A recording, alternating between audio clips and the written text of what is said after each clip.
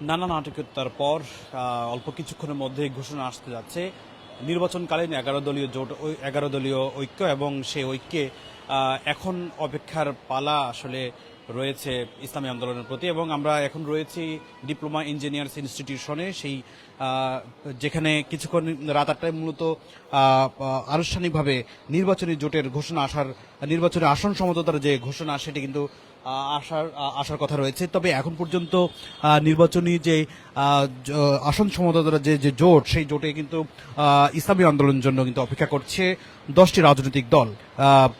ইসলামী আন্দোলন বাংলাদেশের জন্য মূলত 50টি আসন রেখে বাকি 250 আসনের সমঝোতা হয়েছে। বাংলাদেশ জামাত ইসলামী সহ 10 দলের মধ্যে নাম দেওয়া হয়েছে 11 দলীয় নির্বাচন ঐক্য। নির্বাচন ঐক্যের এই জোটে ইসলামী আন্দোলনকে রাখতে শেষ পর্যন্ত অপেক্ষা করবে বাকি 10 দল। চূড়ান্ত আসন সমঝোতা রাজি করতে ইসলামী আন্দোলনের সাথে আলোচনার জন্য 10 দলের পক্ষ থেকে দায়িত্ব দেওয়া হয়েছে বাংলাদেশ খেলাফত মজলিসের আমির মামুনুল হককে। বৃহস্পতিবার রাত 8টায় রাজধানীর ডিপ্লোমা ইঞ্জিনিয়ার্স ইনস্টিটিউশনে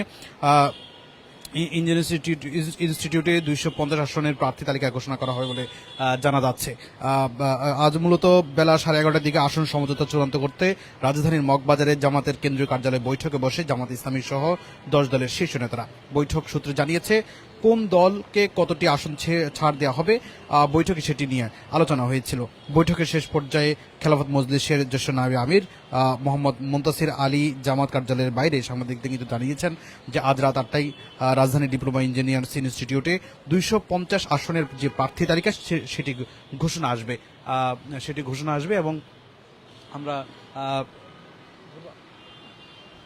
সেটি ঘোষণা আসবে এবং দুপুরে চলমান বৈঠক থেকে বেরিয়ে জাতীয় গণতান্ত্রিক পার্টি জাকপা সহসভাপতি ও মুখপাত্র রাশেদ প্রধান সাংবাদিকদের জানান যে ইসলামী আন্দোলন বাংলাদেশের সঙ্গে আসন সমঝোতা নিয়ে আলোচনার জন্য দায়িত্ব দেওয়া হয়েছে বাংলাদেশ খেলাফত মজলিসের আমির মামুনুল হককে। তিনি চরমনাইয়ের পীরের সঙ্গে আলোচনার কথা চালাচ্ছেন। বৈঠক শেষে সাংবাদিকদের মামুনুল হক কিন্তু জানিয়েছেন যে 10 দলের উপস্থিতিতে বৈঠক শেষ হয়েছে, আর ইসলামী আন্দোলনের সঙ্গে কথা হয়েছে। আর রাতের যে সংবাদ সম্মেলন যে হবে সেখানে কিন্তু বিস্তারিত তুলে ধরা হবে। তিনি কিন্তু জানিয়েছেন যে ইসলামী আন্দোলনকে সঙ্গে নিয়ে আসন ঘোষণা করা হবে বলে তিনি প্রত্যাশা করছেন। আর এদিকে জাতীয় নাগরিক পার্টির আহ্বায়ক নাহিদ ইসলাম কিন্তু জানিয়েছেন যে 11 দলীয় জোটের রাজনৈতিক গুরুত্ব রয়েছে, এই জোট নিয়ে আকাঙ্ক্ষার জায়গা রয়েছে, এটা জনগণ বোঝে। প্রতিদ্বন্দ্বিতামূলক নির্বাচনের মাধ্যমে গণতান্ত্রিক উত্তরণ হবে, এটা সবার প্রত্যাশা। এবং যেসব মতভিন্নতা রয়েছে অল্প সময়ের মধ্যে সেগুলো কেটে যাবে। শেষ পর্যন্ত চেষ্টা করা হবে এই জোট যেন অটুট থাকে। কারো মতানৈক্য থাকলেও জোট প্রক্রিয়া এগিয়ে যাবে। এনসিপির আহ্বায়ক কিন্তু আরো জানিয়েছেন যে 300 আসনে কোনো দলীয় প্রার্থী হবে না, সবাই জোটের প্রার্থী হবে। সবাই জোটের প্রার্থী হবে এবং একই সঙ্গে কিন্তু সবাই সবাইকে সহযোগিতার কথা কিন্তু বলেছেন। একই প্রসঙ্গে জামাত ইসলামের নায়েবে আমির ডক্টর সৈয়দ আব্দুল আহমদ তাহের তিনি বলেছেন যে প্রথম কথা হচ্ছে তারা কিন্তু কোনো ঝামেলার ভিতরে নেই এবং তাদের ভেতরে যে আলাপ আলোচনা হচ্ছে সেটি নিয়ে তারা কিন্তু আশাবাদী যে শেষ পর্যন্ত যেই জোটটি কিছুক্ষণ পরে ঘোষণা হবে সেটি কিন্তু 11 দলীয় জোটের হিসেবে আসলে ঘোষণা হতে যাচ্ছে। এখন পর্যন্ত 10 দলের যে আনুষ্ঠানিকতা সেটি কিন্তু 10 দলের প্রার্থীরা কিন্তু 10 দলের যে দল রয়েছে তারা কিন্তু ইতিমধ্যে এই ইঞ্জিনিয়ার্স ইনস্টিটিউশনে ডিপ্লোমা ইঞ্জিনিয়ার্স ইনস্টিটিউটে কিন্তু তারা কিন্তু এসেছেন এবং আমরা অপেক্ষা করছিলাম বাইরে যে এই মুহূর্তে জামাতের প্রতিনিধিরাও কিন্তু ভিতরে প্রবেশ করেছেন। তবে জামাতের যে আমির ডাক্তার শফিকুর রহমান তিনি কিন্তু এখনো প্রবেশ করেননি। এদিকে এনসিবির প্রতিনিধি প্রবেশ করলেও এনসিবির যে আহ্বায়ক নাহিদ ইসলামও কিন্তু এখনো প্রবেশ করেননি। তো আমরা বাইরে অপেক্ষা করছি তাদের আসার পরই মূলত আনুষ্ঠানিকভাবে জামাতের যে নেতৃত্বে 11 দলীয় যে জোট সেই জোটের যে প্রার্থীরা তারা কিন্তু যেই আসন সমঝোতা সেটি কিন্তু আনুষ্ঠানিক ঘোষণা হবে।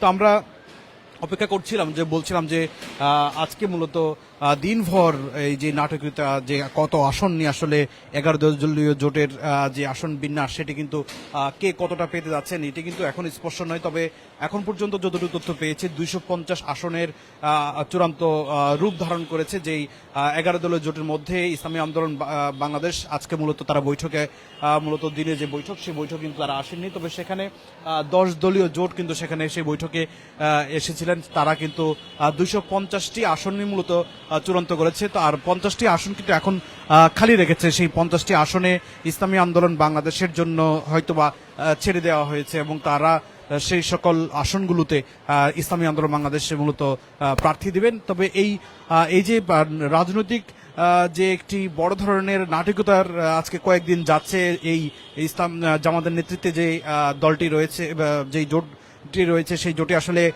জোট কি থাকছে নাকি ভেঙে যাচ্ছে, এই নিয়ে কিন্তু আজকে বেশ কয়েকদিন ধরে কিন্তু আলোচনার তুঙ্গে রয়েছে। কারণ জানেন যে বিপরীতমুখী অনেকগুলো কথা কিন্তু বিভিন্ন দল থেকে আসছে, বিশেষ করে জামাতের পক্ষ থেকে যেমন আসছে, একইভাবে ইসলামী আন্দোলন বাংলাদেশের পক্ষ থেকেও আসছে। মূলত এই দুটি বড় ইসলামী দলকে নিয়েই মূলত অনিশ্চয়তা দেখা দিয়েছে। আসলে অনিশ্চয়তা দেখা দিয়েছে কে কতটি আসনে আসলে পেতে যাচ্ছে। তো ইসলামী আন্দোলন বাংলাদেশের যে মূলত চাওয়া ছিল প্রায় অনেকেই বলছেন যে প্রায় 70 থেকে 80টি, তবে জামাত সেখানে 40টি তাদেরকে ছেড়ে দিতে রাজি হয়েছিল। শেষ পর্যন্ত আমরা আজকে যেটি তথ্য জানতে পেরেছি, তাদের জন্য 50টি আসন কিন্তু ছেড়ে দেওয়ার সিদ্ধান্ত এসেছে এবং সেখানে হয়তো আনুষ্ঠানিক যে রাত 8টায় যে